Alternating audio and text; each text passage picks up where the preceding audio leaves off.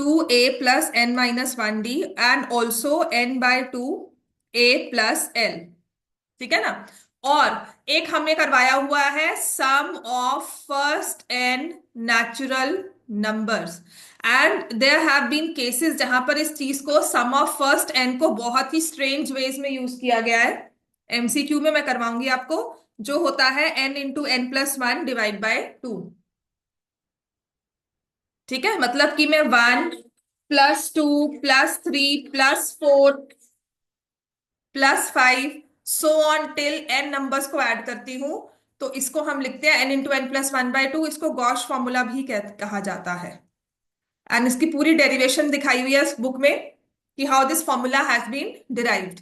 So just remember it. कहीं कुछ आपको पता लग गया या कुछ आपको पूछा जाता है कौन सा फॉर्मूला है, या solve according to this formula, right. And this is again AP only. ये फॉर्मूला अगर आप एपी के थ्रू इन नंबर्स को सॉल्व करोगे आपके पास यही आंसर आएगा।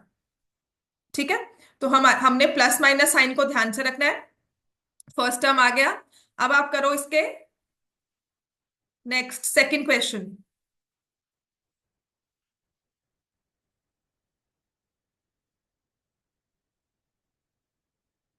AP A is 3.5, D is 0, N is 101। A N कितना होगा? 3.5। ठीक है, देन लिस्ट ऑफ नंबर्स और 11th टर्म ये भी सब करना। Question number 4, question number 3 and question number 5 करो। Just come.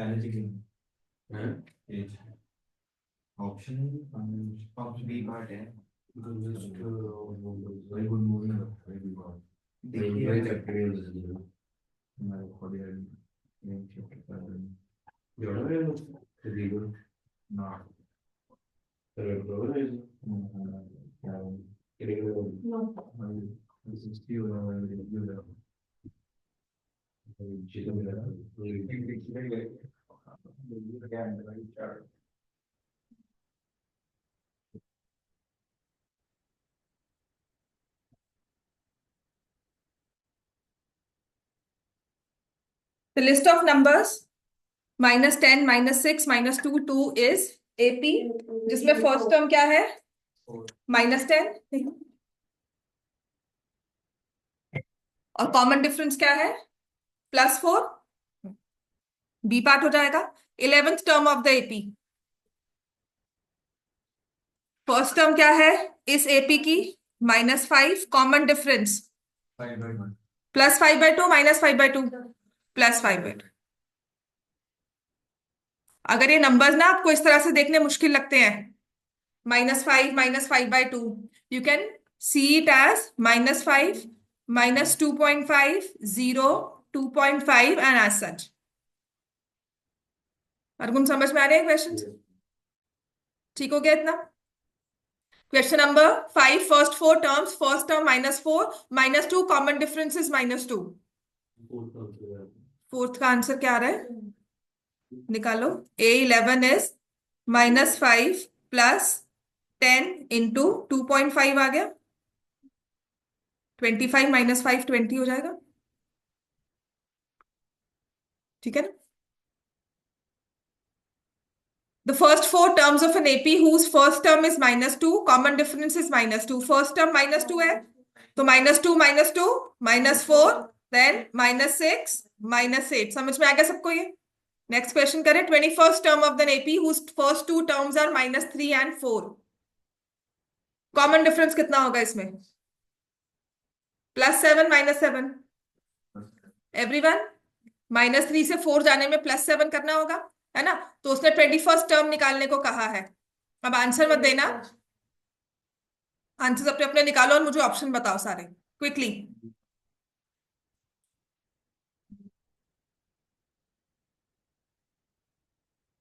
ऐसा करो, ये 1 2 3 4 5, ये फर्स्ट 5 क्वेश्चन 6 से लेकर 10 तक सॉल्व करो इकट्ठा। मुझे मतलब I should have everyone answering me, ये नहीं कि एक ने सॉल्व किया फिर मैंने सॉल्व किया और दूसरे ने आंसर लिख लिया। नहीं समझ में आता तो मुझे बताओ, क्योंकि इसमें स्पीड भी आपको उतनी चाहिए। एपी का क्वेश्चन कोई ना कोई होगा ही।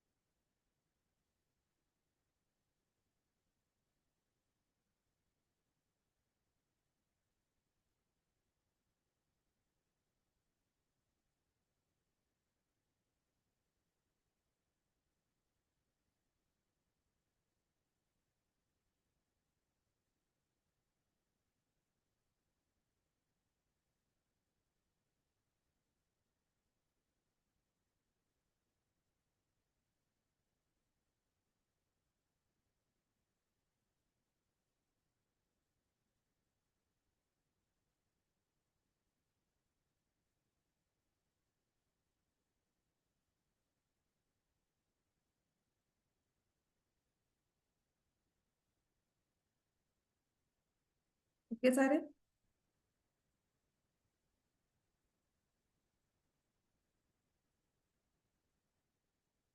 क्वेश्चन था जिसमें ना मीन ऑफ नंबर्स दिया हुआ था and it was asked to find the value of N. ठीक है, that was a very good question. सिर्फ एमसीक्यू फॉर्म में था वो।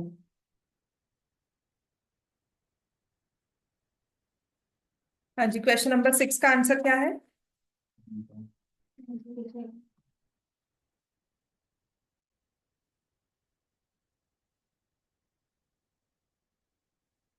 हाँ, क्वेश्चन नंबर 6 का answer B part everyone.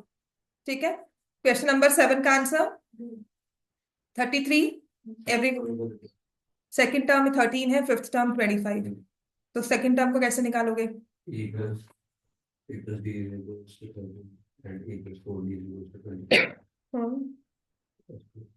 Two equation solve. -3d is -12, तो d is equal to 4। D 4 है तो ए 9 हो गया। सेवंथ टर्म निकालना है तो 9 प्लस 6 इंटू 4, 33 आ जाएगा। Which term of the AP is 210? You can C multiples of 21 given है, अदरवाइज एपी भी निकाल सकते हो।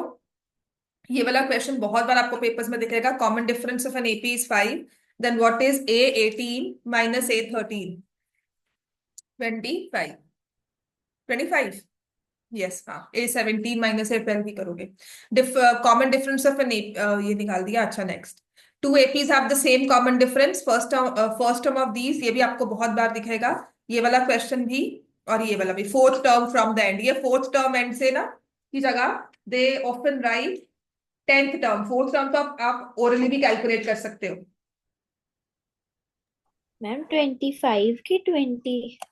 25।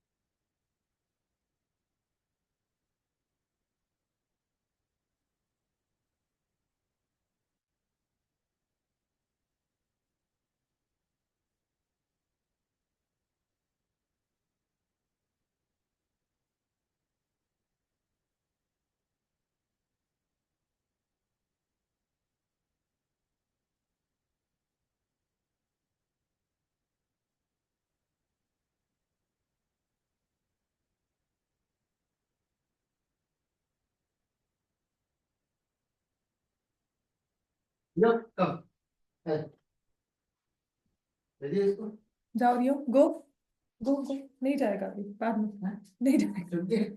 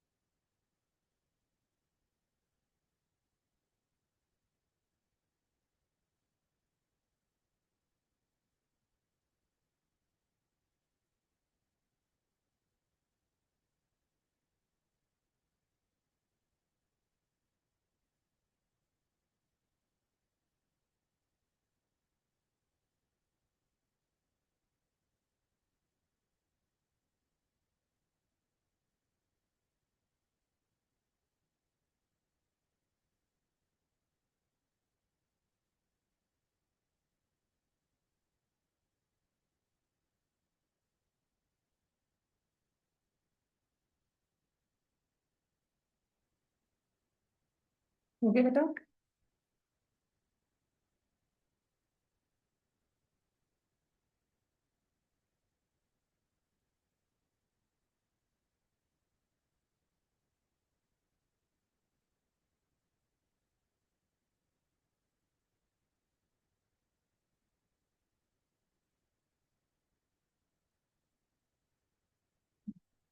जो मैं क्वेश्चन आपको करवाना था वो भी फिलहाल नहीं है ना। हाँ चलो, क्वेश्चन नंबर 10 तो हमारा हो गया था 11th में, difference between their fourth term 7।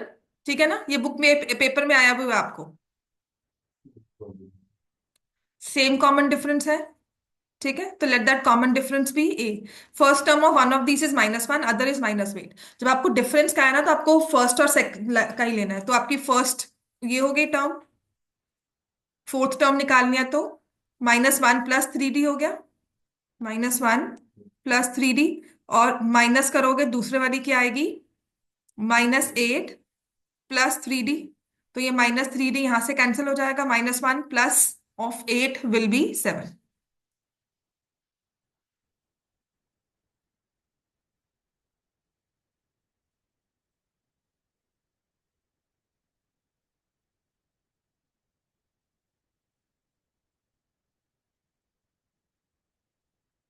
Clear हो गया इतना?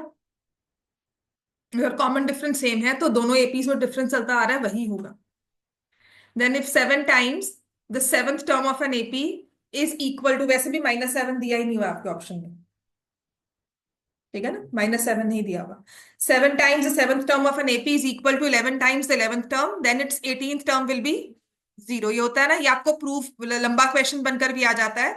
If n times nth term is equal to m times mth term, find the mnth term. वो हमेशा 0 होता है। देखो यहाँ पर m + n, सॉरी, दोनों का सम वाला जो टर्म है ना वो आपका 18th टर्म पूछा गया आपसे। रियलाइज करो 7 और 11 का सम कितना होता है। तो ये फॉर्मूला है, एक रूल है। समझ में आ गया? Fourth term from the and, ये तो आप ओरली भी निकाल सकते हो। कॉमन डिफरेंस कितना है इसका, 3। तो 49, 46, 43 एंड 40। ये एक्चुअली बताती हूँ, there was this question in a paper, और वो बच्ची आईसीएससी, मतलब आईसीएससी बोर्ड से थी। उसको एक क्वेश्चन मिला था 3 मार्क्स का एपी का पेपर में, और फाइंड द 36th टर्म। तो she said because I didn't know the formula, तो उसने actual 36 term, because common difference निकाल कर उसने 36th टर्म निकाला और उसने आंसर दे दिया। ठीक है, which was not required, she still got 1 mark, और मे बी मैम सेड कि मिलेंगे, पर बोर्ड्स में चांस नहीं है। तो ऐसा ही ये क्वेश्चन ओरली भी हो सकता है। बट इफ आई से फाइंड द 10th टर्म और मे बी 15th टर्म, तो आप 15 टर्म्स पीछे, अगर तो आपके पास बहुत टाइम है तो आप जा सकते हो, है ना। लेकिन इसका फॉर्मूला आपको सबको पता है क्या होता है। अगर मुझे इसमें 15th टर्म निकालने कहा हो फ्रॉम द एंड, तो क्या करना चाहिए इसमें, रिवर्स द एपी, सबको पता है ना। 49 common difference in that case would be -3। तो 49 करा किया करो साथ साथ ये। I am not asking you, question पूछा है ना तो साथ में आपने सॉल्व करना है कि we know the formula. 15th terms का आंसर मुझसे पहले आपके पास होना चाहिए। क्या होगा answer?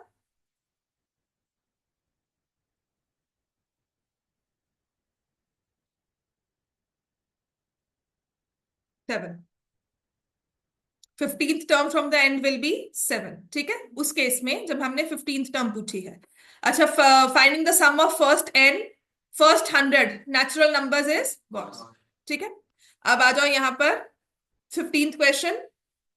First term of an AP is -5, common difference 2, find the sum of first 6 terms. अब यहाँ पे सम निकालना है 6 टर्म्स का।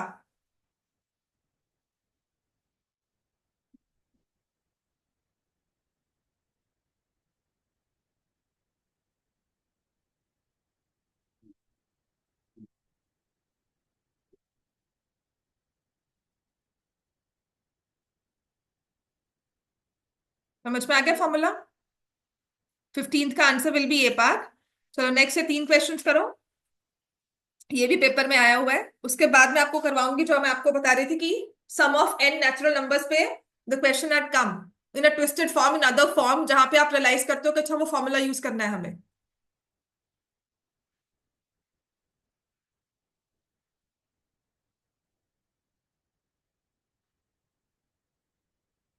मैंने आपको पिछले साल के 4 एमसीक्यू टेस्ट हमने लिए थे, इसके अलावा भी। तो वो पिछले साल के टेस्ट मैं आपको सब शेयर करूंगी 2 मार्क्स के, because it had a lot of variety of questions, आपके अभी वाले टेस्ट में भी रिपीट किए होंगे।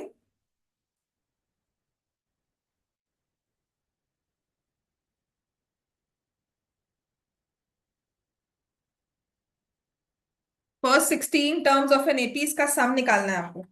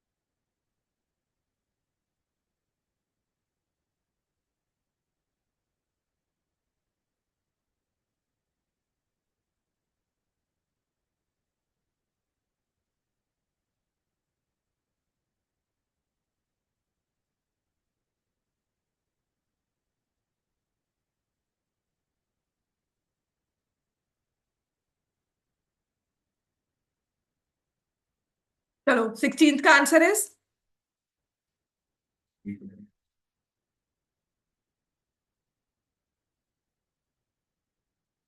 17th का आंसर।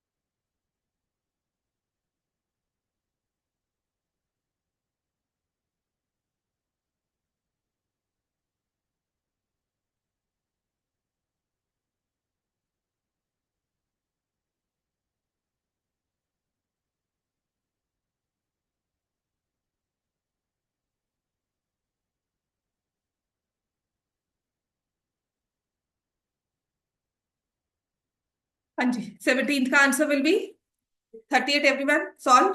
नहीं, सम ऑफ एन टर्म्स का फॉर्मूला लगाना है आपको, फर्स्ट टर्म और लास्ट टर्म दी हुई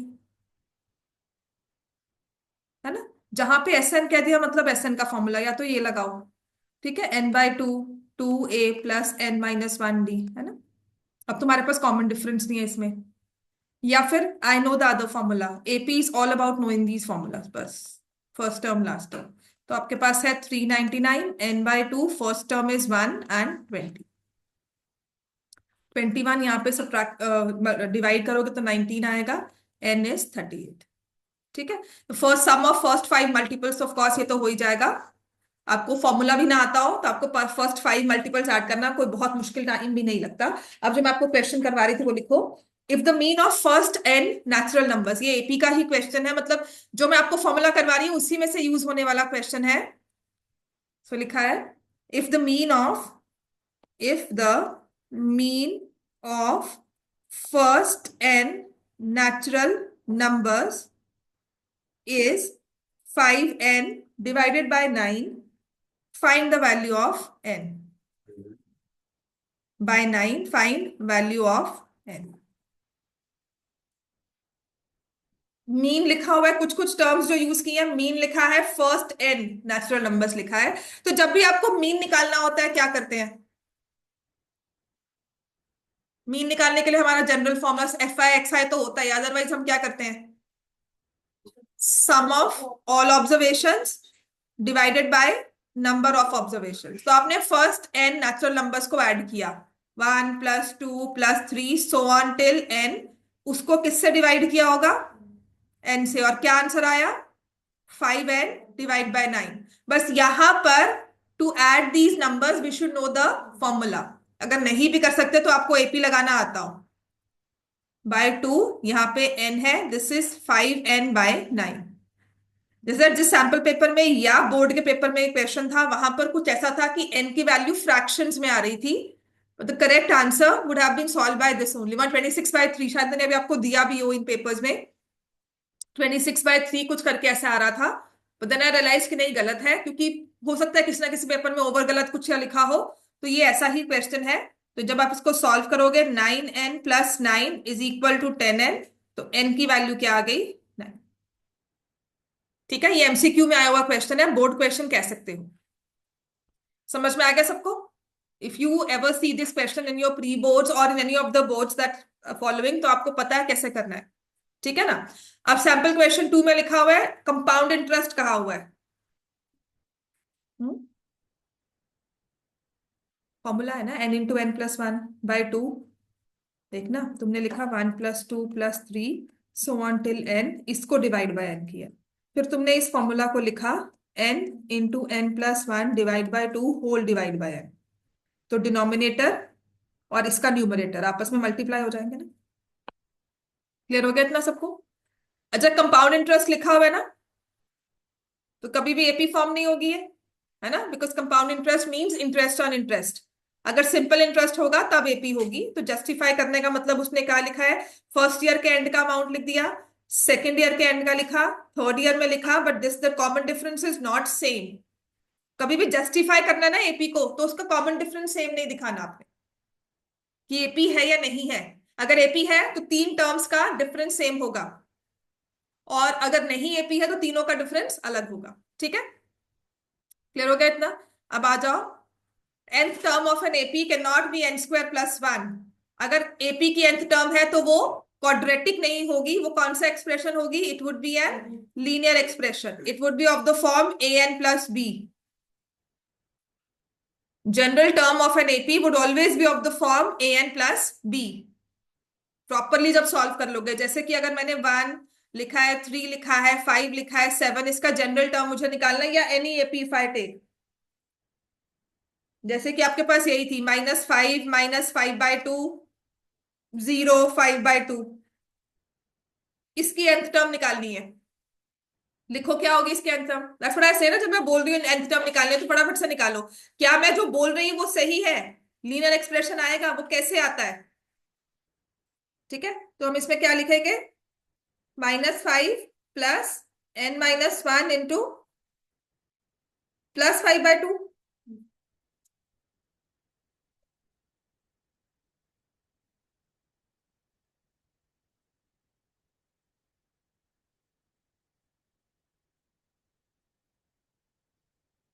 5/2n-, समझ में आ गया ना? तो a की वैल्यू क्या है? 5/2। बी की वैल्यू क्या है? -15/2। समझ में आ गया ना? चलो, तो n² जस्टिफाई इसलिए करना है आपको कि n² + 1 you put the values. तो आपके पास 1 के लिए 2 आएगा, 2 पुट करोगे तो 5 आएगा, 3 पुट करोगे तो 10 आएगा। क्योंकि इनका कॉमन डिफरेंस सेम नहीं है तो ये एपी नहीं है। तो n² + 1 can not be the nth term of an AP. ठीक है, नेक्स्ट उसने सारा आपको वो, ये क्वेश्चन एक इसमें से ना, जैसे ये वाले क्वेश्चन है, ये क्वेश्चन है, ये वाला है, this can come as in a paper. अगर ये एपी बनती है तो आप इससे जनरल नेक्स्ट टर्म पूछ सकते हैं या कॉमन डिफरेंस पूछ लेते हैं इसमें। समझ में आ गया? ये वाले questions 4th 5th 6th and 7th, ये आगे भी एक दो और आएंगे नेक्स्ट एक्सरसाइज में, जहां पर जैसे यहां पर ये वाले क्वेश्चंस हैं। ठीक है, जहां पर आपको अगर दिया हुआ है तो आपसे नेक्स्ट टर्म पूछते हैं, या फिर they ask you to find the common difference. तो यही कर लो। इसमें कॉमन डिफरेंस क्या होगा? -1 -1 -1 -1। Common difference is 0। This is an AP. इसको क्या बोलते हैं? Constant AP. जहां पे डिफरेंस पॉजिटिव हो, it is called an increasing AP. और जहां डिफरेंस नेगेटिव हो उसको बोलते हैं डिक्रीजिंग एपी। जिसमें लास्ट टर्म दी होती है उसको बोलते हैं फाइनाइट, क्योंकि मुझे पता है कि नंबर ऑफ टर्म्स फिक्स है। जिसमें लास्ट टर्म नहीं दी हुई वो होती है इनफाइनाइट एपी। ठीक है ना, ये इसलिए बोल रही हूँ समटाइम्स क्वेश्चन में ना ऐसे ही लिख देते हैं इन एन इनफाइनाइट एपी, तो आप इनफाइनाइट में भूल ना जाना कि क्या दी थी आपको। Don't get confuse by terms. Increasing AP का है तो मतलब कॉमन डिफरेंस पॉजिटिव है। ठीक है ना, समटाइम्स क्वेश्चन में just for the fun of it, for the sake of it, कि आपको ये टर्म्स पता है कि नहीं, वो पूछ लेंगे in if the AP is an increasing AP then find the common difference. तो आपको उसमें से सिर्फ प्लस वाली वैल्यू एक्सेप्ट करनी है, नेगेटिव वाली रिजेक्ट करनी होगी। समझ में आ गया? इस तरह से करना है। Then 0202 not an AP. 112233 again not an AP. 112233 yes, multiples of 11 है। 1/2 1/3 1/4 माइनस करो इनको।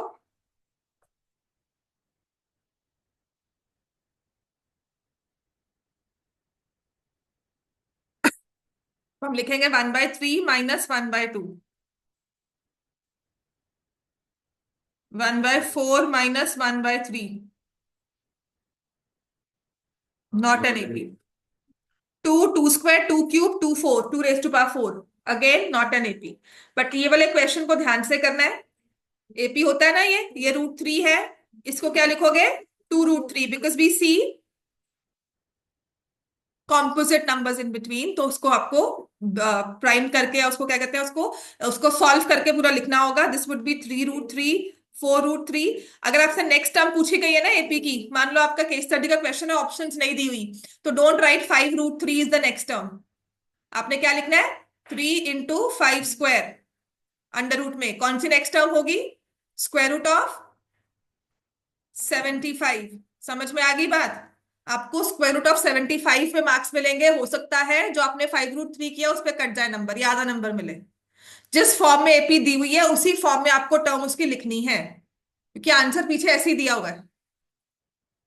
ठीक है, एमसीक्यू होंगे तो मुझे पता है कि मुझे आंसर क्या देना है। बट अगर आपको नहीं दिया हुआ एमसीक्यू, केस स्टडी की फॉर्म में है, तो अगर इसने इस तरह से लिखा है, solve it using that manner only. आगे भी एक क्वेश्चन आएगा, जस्टिफाई वेदर इट्स टू से -1। मैं इसको -1.5 -2 2.5 ऐसे लिख रही हूँ।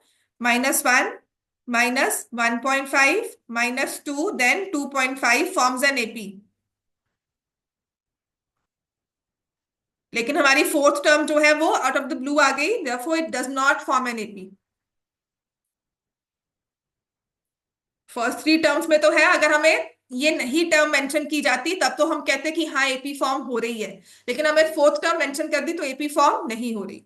आपका ना एक बुक में भी ऐसा क्वेश्चन है जहां पर आपको जिसे 2 स्क्वायर दिया हुआ है ना, it is given 1 square 2 square 3 square, और एक नंबर ना आपके पास आ गया 78, वो दे देते हैं। ठीक है, तो वो एपी फॉर्म होती है। हाँ, मैं बताती हूँ, क्वेश्चन मैंने लिखा हुआ है इसके ऊपर, उसमें ना मैंने तुम्हें दिया था ना अपना रजिस्टर।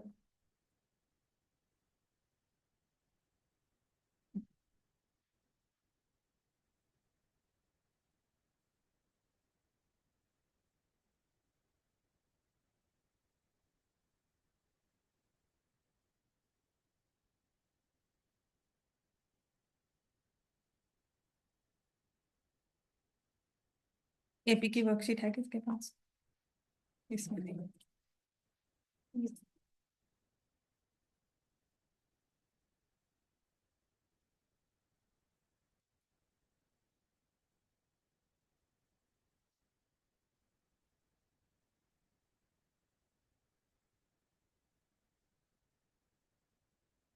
ये वाला है क्वेश्चन, लिखो।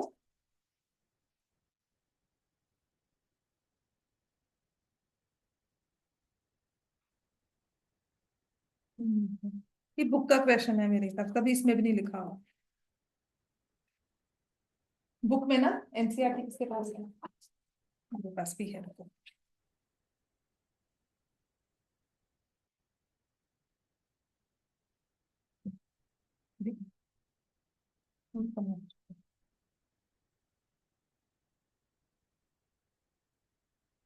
हम्म, देखो आपको दो टर्म्स दी होती है एपी, आपकी बुक का क्वेश्चन है। क्योंकि ये थोड़ा फर्स्ट एक्सरसाइज होती है, you usually skip this questions की, नहीं करना। इसमें देखो लिखा हुआ है, अब दो चीजों को कंपेयर किया हुआ है। पहले लिखा हुआ है 1 square, 3 square, 5 square, 7 square, so on, does this form an AP. और दूसरी में लिखा हुआ है 1 स्क्वायर, 5 स्क्वायर, 7 स्क्वायर। यहां तक तो ठीक था, यहां पर दे दिया 73। तो फर्स्ट केस में does it form an AP? 1, 9, 25, 49। तो हमें लगता है स्क्वायर्स दिया हुआ है तो एपी फॉर्म नहीं होगी, ठीक है। लेकिन यहां पर क्या दिया है, 1, 25, 49, मतलब अगर मैं 9 स्क्वायर नेक्स्ट लिखूंगी तो नहीं होगा, मतलब आई एम राइटिंग स्क्वायर्स ना। या मैं सोच रही हूँ कि कुछ मैं इस तरह से लिखूं, यहाँ पे कोई पैटर्न बनाऊं, तो यहाँ पे उसने 73 दे दिया। 73 देने का मतलब है कि सभी टर्म्स का पैटर्न नहीं बन रहा, बट नेक्स्ट टर्म उसने डिटर्मिन किया थ्रू एन एपी। यहाँ पर वो पैटर्न बना रहा है कि उसने ऑड नंबर्स के स्क्वायर को लिखा हुआ है। समझ में आ गई बात? तो दिस इज सेफ टू से not an AP, but because of this 73 I would say this is an AP. Clear हो गया इतना? यहाँ पे कोई पैटर्न स्क्वायर्स का नहीं बनाया कि उसने पहले 1 लिखा, फिर 4 का डिफरेंस ले लिया, फिर 2 का लिया तो मुझे नेक्स्ट 4 का लेना है, फिर 2 का लेना है, नेक्स्ट 4 का लेना है, 2 का लेना है, ऐसा नहीं कुछ कहा होगा। ठीक हो गया? अब आ जाओ हमारी next question. From the AP can be find directly A30 minus A20 without actually finding A30 A20, give reasons for your answer. Yes, तो क्या करना चाहिए हमें? A प्लस लिखो 29D minus A plus 19D, लेकिन ये ब्रैकेट्स में होगा, तो हमारा आंसर बेसिकली क्या है? 29D minus 19D। तो 10D हो गया। कॉमन डिफरेंस इसमें क्या आ रहा है? -4। ठीक है, तो गिव रीजन, तो आपको ये पूरा सॉल्व करना पड़ेगा। जहां पे गिव रीजन आ गया ना, तो आपने लिखना है कि वी हैव A30।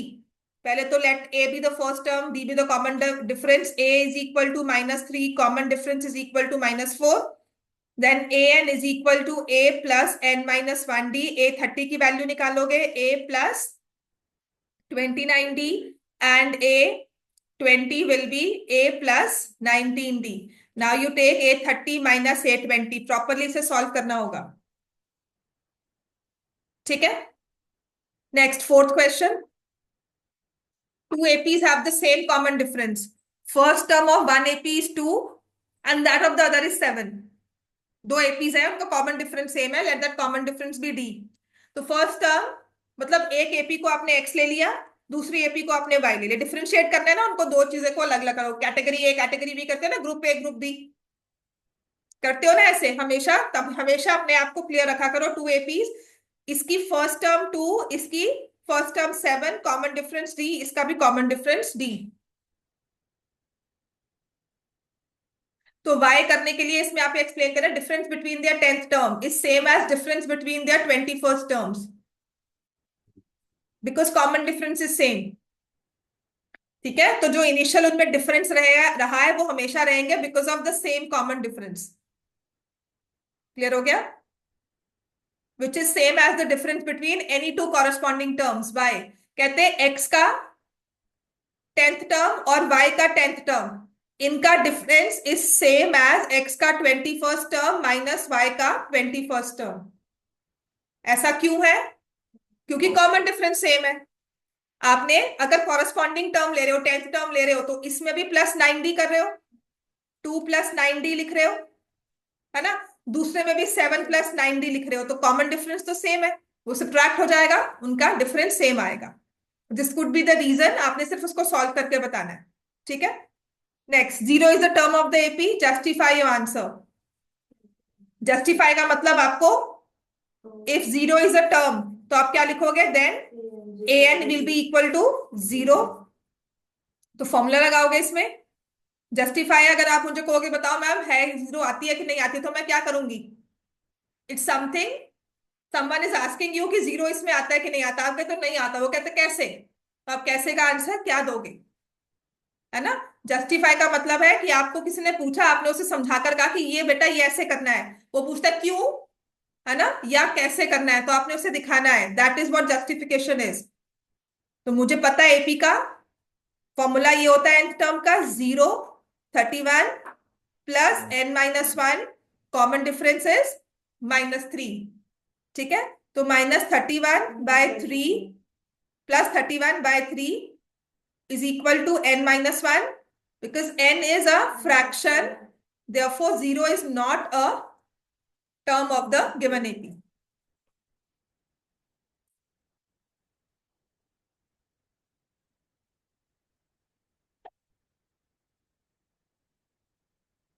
तो इसका स्टेटमेंट का पहले तो इसको फॉर्म में लिखो। Taxi fare after each kilometre, when the fare is 15 for the first kilometer and 8 for each additional kilometer, does not form an AP. Total fare after each kilometer is this. Is this true? No. पहला 15, फिर क्या होगा 23, फिर क्या होगा 23 + 8 31. Now the common difference, now this will form an AP. This is not the common right way to write this. ठीक है। Give reasons for your answer. Fee charged from a student every month by a school for the whole session. Monthly fee is 400. This is an AP.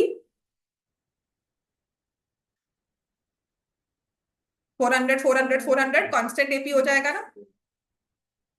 Fees charged every month by school from class 1 to 11, when the monthly fee for class 1 is 250, increases by 50 for the next higher class. AP बनेगा। Amount of money in the account of Varun at the end of every year, 1000 is deposit, simple interest का हुआ है, AP बनेगा। Number of bacteria in a certain food item after each second, when they double in every second. Number of bacteria, जब भी population का question होता है वो AP नहीं होता। उसमें अभी मंथली का मंथली की तो एक पिछले एवरी मंथ ही तो लिखा हुआ है। नहीं, 15 नेक्स्ट हायर क्लास एक साल increases by 50 for the next higher class ना। अगर आपकी फर्स्ट क्लास की फीस 250 है, सेकंड क्लास की फीस कितनी होगी 300, थर्ड क्लास की कितनी होगी फिर क्या होगी 400, सो ऑन टिल 12th। चार्ज लिखा हुआ है ना, इंक्रीजेस नहीं लिखा हुआ। इंक्रीजेस भी है तो 50 से इंक्रीज कर रहा है। मेरे को लगा मंथली 250 फिर बाद में नहीं। Justify whether it's true to say the following are nth term of an AP. Justify करने का मतलब है जब भी n दिया होता है ना तो आपको क्या करना है, put the values of n। ये क्वेश्चन आता है पेपर में, कंफ्यूज होते हो तो आपने n की वैल्यू को लिखना है 1। फिर जैसे अगर आपने कहा है कि ये है तो a1 is 2 × 1 - 3, लिख लो इस चीज को, क्योंकि ये हमेशा जब n आता है ना तो मुझे आकर पूछते हो मैम ये करना कैसे था। ठीक है, तो जब भी n दिया हुआ है ना, दैट मीन्स नेचुरल नंबर्स दिए हुए हैं। n usually is a symbol used, small n is a symbol used for natural numbers। तो आपने कुछ नहीं करना। और मैं किसी बच्चों को पहले भी बोली थी कि आप अपने आप को 10th का बच्चा ही समझो, ये मत समझो कि आप कोई नासा के साइंटिस्ट बैठे हो जिसको कुछ डिस्कवर करना है। तो nothing complicated would be given to you as such, कि जो तुमने पढ़ा ही नहीं हुआ, अभी कोई स्पेस में शिप गया हुआ तुम्हें उसको ढूंढ कर लाना है। There is no such mystery involve in your paper, just your basic concept. तो विद अ फ्री माइंड की n दिया हुआ तो मुझे AP की टर्म दिख रही है, I should put in values of n to justify the answer. समझ में आ गया? अपने आप को 10th का बच्चा मानकर एक क्वेश्चन सॉल्व करो, कॉम्प्लिकेट मत क्या करो क्वेश्चन को कि ऐसे दिया तो फिर ये सोचना होगा फिर ये सोचना होगा। ठीक है, सोचो, अच्छी बात है। अच्छा, ये वाला क्वेश्चन बहुत ज्यादा ही इंपॉर्टेंट है। आपको 3 टर्म्स दी होती है AP में, find the value of n कहाँ होता है। तो इसमें क्या होता है, this is a1 a2 a3, 3 consecutive terms दी होंगी, या टर्म्स इन एन AP कहा होगा। तो आपने क्या लिखना है, a2 - a1 is a3 - a2। हमेशा 3 टर्म्स। देयर आर क्वेश्चंस जहां पे 5b और 26 ऐसे लिखा हुआ है, these are the terms in AP। Find b, तो आपने क्या करना है, b - 5 is 26 - b, 2b is 26 - 5 + 5 31, तो b कितना आ गया 31/2। ये क्वेश्चन 26 नहीं होगा, कुछ और होगा, so that it becomes not a fraction. एक नंबर आया आपके पास पर कुछ भी है तो ये आ जाएगा। चलो, this is another very important question, find the value of middle term. ये s लिखने का मतलब क्या होता है? हाँ, बात समझ में आया? इसने आपको स्पेसिफाई नहीं किया कि ये नंबर ऑफ टर्म्स इसमें इवन है या ऑड है, आपको वो निकाल कर पता करनी है। लिखो ये AP -11 -7 -13 -3, सॉरी -11 -7 -3, यही है ना, -11 -7 -3 और सो ऑन चल रहा है टिल 49।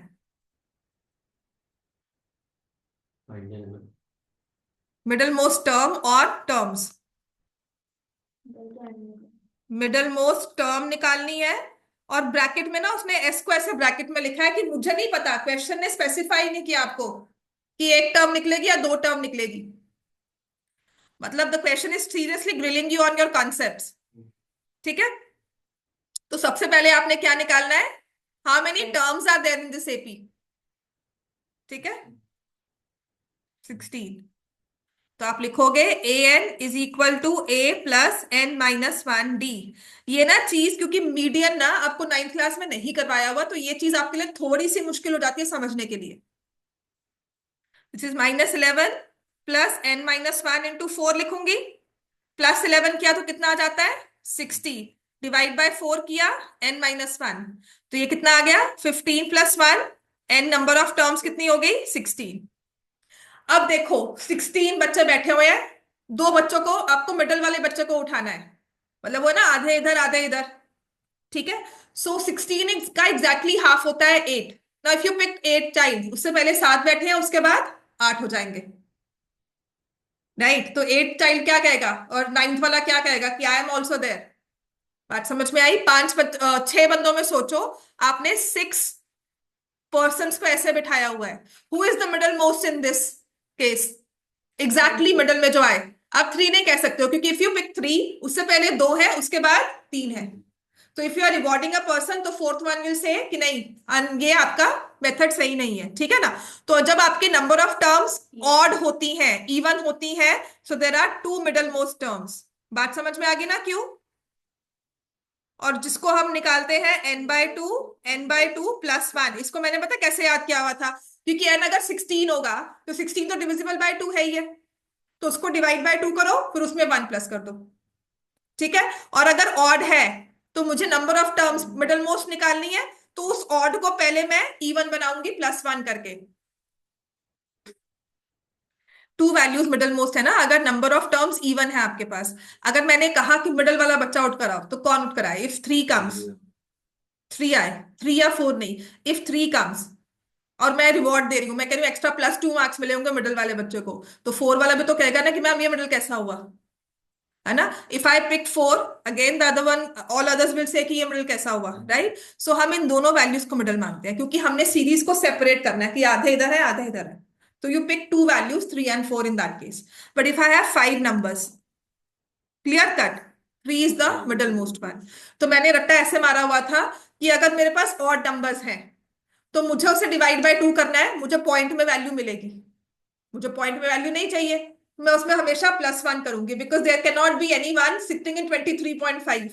चेयर्स लगाई हुई है, 23rd चेयर हो सकती है, 22nd चेयर हो सकती है, 23.5 कहां से होगी, कौन बैठा है, मतलब जब somebody sitting in between और somebody standing, that is not practically an answer, है ना। आप मुझे जस्टिफाई करो नहीं मैम दोनों के बीच में कोई खड़ा हुआ है, राइट। जब आप काउंटिंग करोगे तो उसको 23.5 नहीं काउंट करोगे। That goes in ranking also ना, रैंक भी आपको कभी 23.5 मिलता है नहीं, आइदर इज 23 और 22 और 25, है ना।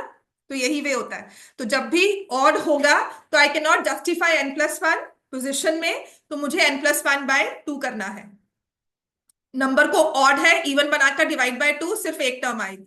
अब क्योंकि इवन है तो ऑलरेडी डिविजिबल हो रहा है, तो मुझे उसके साथ वाला और लेना है, उसके बाद वाला और लेना है। तो यहां पर नंबर ऑफ टर्म 16 है, तो 16 divide by 2 and 16 divide by 2, फिर +1 करना है उसमें।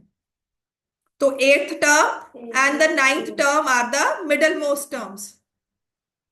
अब मैंने सिर्फ टर्म्स पिक किए कि कौन सी इनमें से कौन से वाले बच्चे को उठाऊं। चेयर्स लगाई हुई है मैंने ऐसे 16 चेयर्स, पहले पे -11, फिर -7, फिर -3। Now if I am asked to pick the 2 middle most values, I will say जो 8th चेयर पे बैठा और 9th पे, वो मेरे पास आ जाओ, ब्लैक कार्ड्स लेकर जो बैठे हुए हैं, है ना, 8th पे और 9th पे। अब 8th पे आप देखोगे ब्लैक कार्ड पे कौन सा नंबर है, राइट। तो 8th पे कौन सा होगा, A8, A+7D।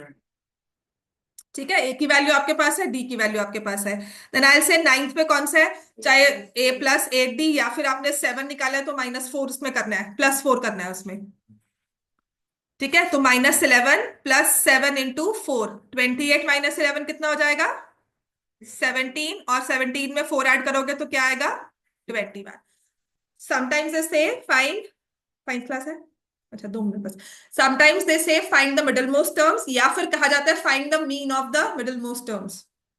मीन कह दिया ना मतलब, या सम कह दिया, तो उसका मतलब आपको इवन नंबर ऑफ टर्म्स दी है, पर यहां पर मिडल मोस्ट टर्म्स निकालनी थी तो आप A8 लिखोगे, A9 लिखोगे। ठीक हो गया। यही एपी मैं कल भी करवाऊंगी।